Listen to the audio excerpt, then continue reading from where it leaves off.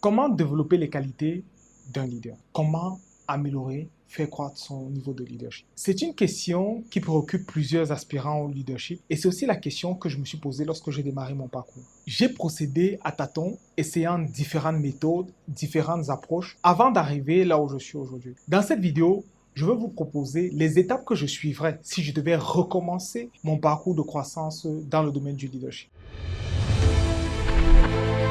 Il s'agit d'un parcours en 3 étapes. La première étape est la découverte de soi. Je crois que la raison pour laquelle les grands leaders se comportent comme s'ils n'avaient pas de concurrents, mais surtout qu'ils bâtissent d'autres leaders, est qu'ils se sont découverts. Ils savent qui ils sont, ils savent quel est leur appel, ils savent quels sont leurs talents et surtout, ils sont conscients de ce qui les rend uniques et de ce qu'ils doivent accomplir dans la vie. Pour découvrir qui vous êtes, je vous propose globalement 3 points. La première étape, c'est l'introspection pour apprendre à se connaître. Comme Miles Monroe le souligne, la première étape essentielle par laquelle tout leader doit passer, c'est la découverte de soi. Et la découverte de soi via l'introspection. L'introspection, c'est un examen honnête de nos forces, de nos faiblesses, de nos valeurs, de notre identité. Une détermination de ce qui nous motive vraiment, de ce qui nous fait courir, comme on dit souvent. Ce processus, en fait, nous fait prendre conscience de notre identité profonde, mais surtout de notre potentiel en tant que leader. La seconde étape de la découverte de soi, c'est l'utilisation d'outils pour éclairer notre perception. Pour approfondir l'introspection, vous pouvez utiliser divers outils. Vous pouvez par exemple utiliser un feedback 360 degrés où vous demandez aux gens de vous faire un retour sur ce qu'ils pensent de vous, sur ce que vous aimez, sur ce que vous n'aimez pas. Vous pouvez utiliser des outils, des tests de personnalité comme le test DISC. Ces éléments où ce test de personnalité, le test DISC, peut vous aider à comprendre les traits, vos traits de caractère, mais surtout comment vous fonctionnez. La dernière étape de la découverte de soi, c'est la construction d'une vision. En fait, la construction d'une vision personnelle. La construction d'une vision personnelle est simplement l'aboutissement d'un process de découverte de soi. La vision trouve son origine dans l'identification du but pour lequel vous avez été créé, de la mission que vous êtes appelé à accomplir. Je crois que chacun d'entre nous est en fait un élément d'un corps, un élément d'une cellule. Je crois que Dieu a créé chacun d'entre nous avec une capacité, avec des aptitudes, un but, une vision, de façon à ce que nous soyons complémentaires et interdépendants. Par exemple, pour faire cette vidéo, j'utilise les talents d'un créateur de contenu, d'un vidéaste. Il a des talents complémentaires aux miens. Je serais incapable de faire le travail qu'il fait. Et donc,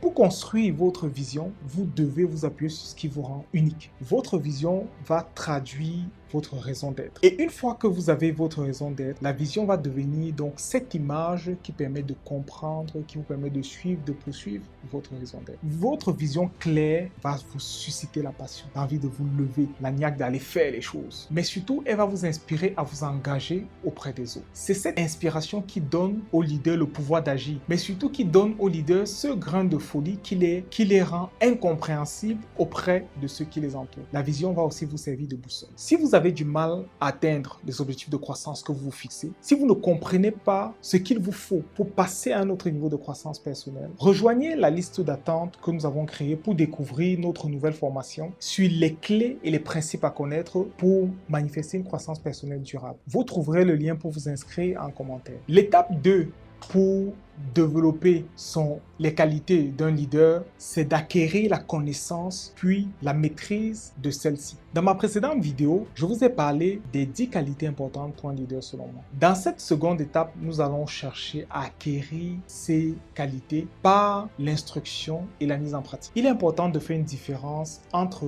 la connaissance d'un sujet et la maîtrise. La connaissance part du fait que vous savez en fait ce qu'il faut, vous savez ce qu'il faut faire. La maîtrise vient de la pratique, de la mise en pratique de ces connaissances. Je voudrais donc vous recommander de ne pas vous contenter dans le domaine du leadership d'acquérir des connaissances, mais véritablement de mettre en pratique ces connaissances de façon à devenir des maîtres dans le domaine du leadership. Et donc, pour acquérir la maîtrise du leadership, je vous propose un mix de 3 méthodes. La première, c'est la formation pour nourrir votre esprit de leader. Et la formation, vous pouvez l'avoir au travers de 3 canaux. Premièrement, les livres. Il existe une littérature florissante dans le domaine du leadership. Cette littérature vous permettra d'acquérir les concepts fondamentaux, mais surtout de partager, de recevoir l'expérience de personnes qui ont appris le leadership et qui aujourd'hui enseignent. Et à ce titre, l'un des livres qui m'a beaucoup inspiré, c'est les 21 lois du leadership de John Maxwell, dont je vous mets aussi le lien en commentaire. En plus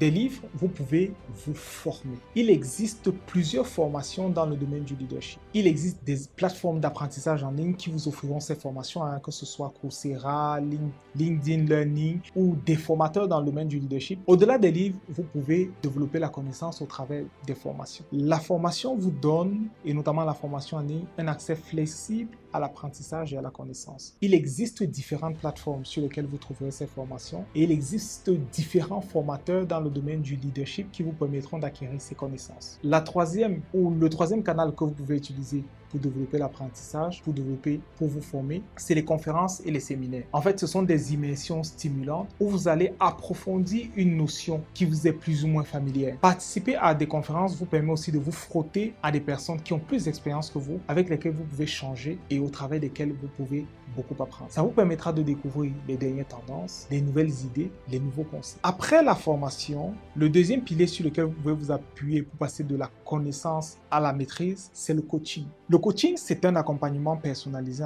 Au travers du coaching, un coach ou une personne qui est beaucoup plus expérimentée va vous conduire dans votre parcours de leadership, dans votre parcours de développement. Il va adapter ce parcours à la situation à laquelle vous êtes aujourd'hui, mais surtout aux objectifs que vous voulez atteindre. Avoir un coach, c'est bénéficier d'une expérience, c'est bénéficier de quelqu'un qui a déjà fait ce parcours et qui vous tient par la main pour vous conduire. C'est un peu comme quelqu'un qui voudrait gravir le mont Everest. Vous pouvez le faire tout seul, avec le risque de vous perdre, avec le risque de tomber, avec le risque de mourir. Ou vous pouvez prendre un coach, un guide qui va non seulement vous coacher pour vous préparer à la montée, c'est-à-dire qu'en amont, mais qui connaît les trajets et donc va vous garantir d'arriver sain et sauf. C'est ça le rôle d'un coach. Le troisième point pour acquérir la maîtrise, c'est véritablement la mise en pratique. La Bible, à ce titre, a une citation ou un verset qui pour moi est très parlant. Elle dit, « Vous qui connaissez ces choses, vous êtes heureux pourvu que vous les pratiquez. » Le bonheur, la joie ne vient pas de la connaissance, mais de la mise en pratique de la connaissance. Vous avez 3 opportunités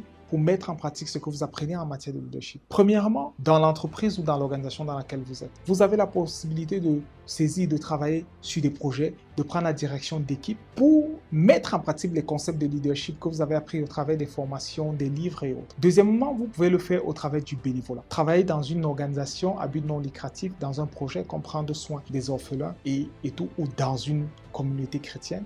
Ça aussi, ça vous aidera beaucoup. Et troisièmement, au travers de projets personnels. Vous pouvez créer des projets qui vont vous faire interagir avec les autres, qui vont vous demander de développer des capacités d'influence, des capacités de la communication, qui vont vous permettre d'exprimer votre courage. Cette démarche va vous permettre ou va vous donner la liberté d'explorer de nouvelles idées. La troisième étape pour acquérir les qualités de leader, c'est de mettre en place un système d'amélioration continue. Pour moi, ce système d'amélioration continue tire son origine de la méthode Kaizen. La méthode Kaizen, c'est une méthode que j'aime beaucoup qui vient du japonais et qui est la fusion de 2 termes. Kai qui signifie changement et Zen qui signifie meilleur. En fait, elle consiste à mettre en place de façon quotidienne des pistes d'amélioration qui visent à changer, à transformer la façon dont l'organisation fonctionne au-delà ou dans le respect des priorités stratégiques et aussi dans les tâches opérationnelles. Donc, pour mettre en place un système d'amélioration continue, ce que je vous recommande, c'est premièrement, c'est d'évaluer constamment vos compétences en matière de leadership. Et vous évaluez vos compétences en matière de leadership pour rechercher des opportunités de croissance. Identifier éventuellement les causes de blocage si vous en avez ou les problèmes si vous en avez. Corriger les erreurs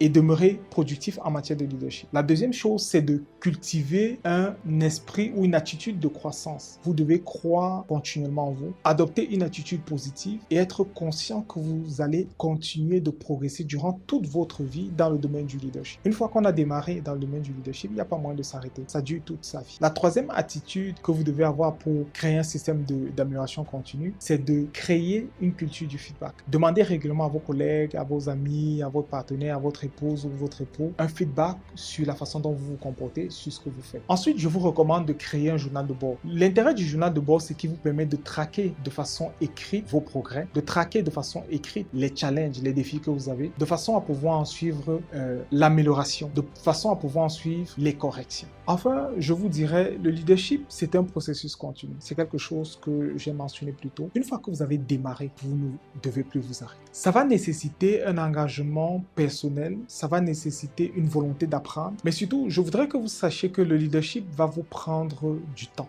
Vous ne deviendrez pas le leader accompli que vous admirez du jour au lendemain, mais cela vous prendra du temps. Donc, je voudrais vous laisser avec cette question. Dans le domaine du leadership, quels sont les points, les qualités que vous aimeriez améliorer en premier? Je pourrais vous fournir des éléments, des éclaircissements dans une vidéo suivante et répondre à vos besoins.